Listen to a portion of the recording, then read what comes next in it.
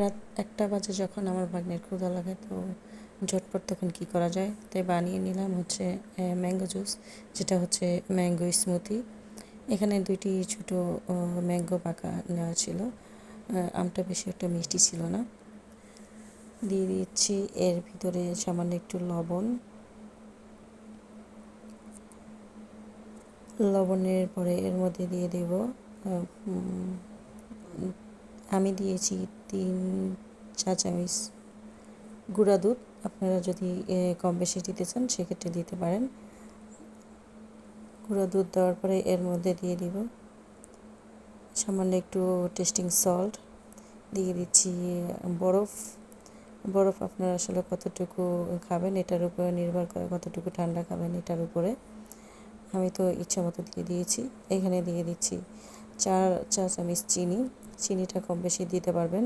আপনারা আসলে মিষ্টি যতটুকু খাবেন এটার উপরে নির্ভর করে কতটুকু মিষ্টি খাবেন। আমার আমটা একটু মিষ্টি কম ছিল, তাই আমি 4 চামচ দিয়েছি। এর মধ্যে দিয়ে দিচ্ছি এখন ঠান্ডা পানি। আমি 1 কাপ ঠান্ডা পানি দিয়ে দিয়েছি।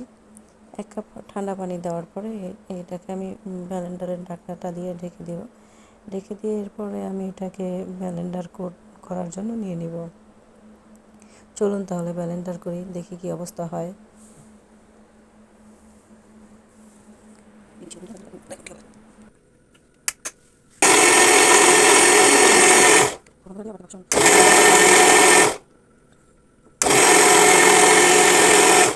আমার ব্লেন্ডার করা শেষ।